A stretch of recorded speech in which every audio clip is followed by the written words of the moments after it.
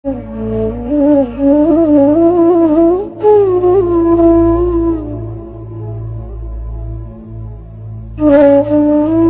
خلک وایي چې فطرت لاړ بوډا شو. خلک وایي چې فطرت لاړ بوډا شو. ژوند د ژمي مازدیګر دی.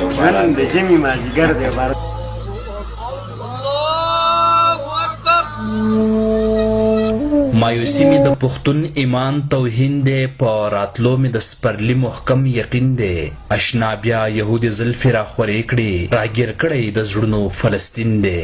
هم د دغه شیرونو خالق نقیب احمد فطرت یوسفزی د ډېرې ناروغۍ نه وروستو په ابدي خوب اوده شو او تېره ورځ په خپل پلرني کلي ملکخیل کوټکي کې خاورو ته وسپارلی شو. خدای بخلی فطرت یوسفزی د جون د میاشتې په لومړۍ نیټه په کال 1945 کې په یاد شوي کلي کوټکي کې وزیږېدو. هغه د پیشې په لحاظ د سکول استاد و. فطرت یوسفزي په کال 1988 کې د پښتو غېږه د کشمالي په حسن سینګار کړه. په دغه فطرتي ښکلاګانو کې زیږېدلی فطرت که یو اړخ ته په چاپېریال کې یو خوږ او شفیق انسان ګڼلی شو، نو بل اړخ ته د هغه مړینه پښتو ادب لپاره لوی زیان وګڼلی شو. نن موږ په داسې موقع کې ولاړ یو چې زموږ شاعرانو د شانګلې یو بابا زموږ نه رخصت شو او زموږ نه یو هر د شانه ونړېد. یقینا چې زموږ نړۍ د غریب نه ډکه ده. څنګه چې د هغه نوم فطرت دی، نو دغه شیانې د هغه شاعري د فطرت ترجماني وه او هغه زموږ یقینا سرپرستي کړله او موږ غواړو چې د ده د خلا چې ده نو هغه په طریقې سره پوره شي. ادب پال او پوهان فطرت صاحب په شانګله کې د شعر امام بولي او ګڼي چې لویه سرمایه مو د لاس ولاړه، ځکه چې هغه د حافظ الپورې نه پس په شانګله کې د شعر بیرغ پورته کړی و. واقعي چې نن د شانګلې د ادب دپاره دا ډېر لوی غم دی چې فطرت صاحب زموږ نه لاړو. فطرت صاحب د حافظ الپورې نه وروستو زما په خیال د شانګلې په خور هغه اواز و، هغه سړی و چې د پښتو ادب او د پښتو شعر بیرغ یې راوچت کړی و. زه د حافظ بابا نه وروستو د شانګلې په خوره فطرت صاحب د پښتو شعر امام ګڼم د جدید دور.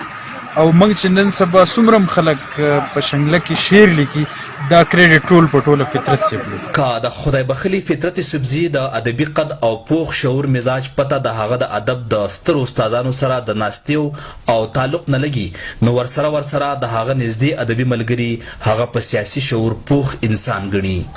د موږ چې د شانګلې د ادب تاریخ بلکې په عمومي طور په ټوله پښتونخوا منګوي، نو نقیب احمد فطرت صاحب چې دی دا د پیر ګوهر د قمر رئیس صاحب دغه مکتب سړی او د هغې د پای شاعر و. موږ په خپله د هغه شاګردان یو او فطرت صاحب بلا ښایسته شاعري کړې ده.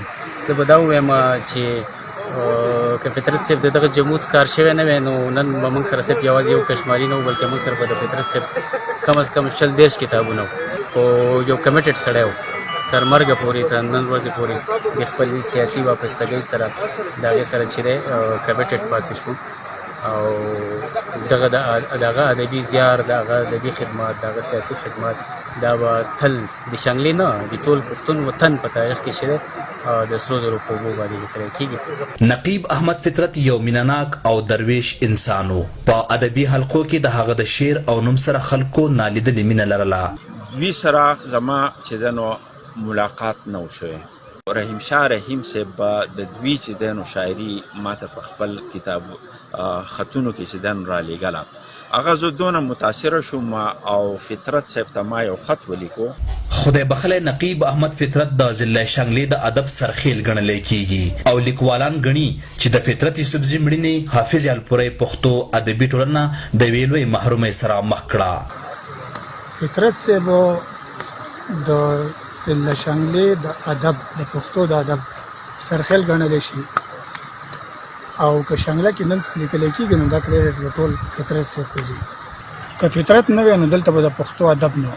بس دا ګڼو چې دا د پښتو په ادب کې موږ ډېر لوی زیان وکړو، نو موږ د ډېر لوی تاوان سره مخامخ شو. د پښتو ادب خصوصا حافظ الپورې پښتو ادبي ټولنه د یو مشر نه محرومه شوه. دا استاد محترم فطرت یوسفزي عمري جدایي واقع چې د پښتو ادب لپاره لوی زیان دی، خو سوچ دا پکار دی چې آیا فطرت یوسفزی رانه هم لکه د ستر حافظ ګیلمن لاړو او که په جون ورته د هغه د کار او زیار او ادبي کړاو سیله میلاو شوه. ادبي پوهان که یو اړخ ته فطرت یوسفزی د شانګلې د ادب امام استاد د ټولنې سرپرستي اعلی ګڼي او د فطرت یوسفزي نه بغیر د شانګلې ادب ړنګ ګڼي، نو آیا د فطرت یوسفزي صاحب په ژوند د هغه قدر د هغه د قد مناسب شوی دی؟ آیا د هغه په ژوند په شانګله کې د هغه په نوم یو جشن یا یو مخامع شوی دی؟ د هغه ړومبي شعري ټولګه کشمالي نن هم په مارکیټ کې ناویاته ده. د هغه د کتاب په دویم ځل د چاپولو هڅه شوې ده. دغه ټولې پوښتنې د ادب د مینې په داویدارو پرېږدم. د کیمرامین مختیار ساګر سره موسی یوسفزی، ملخیل کوټ کې، ضلع شانګله.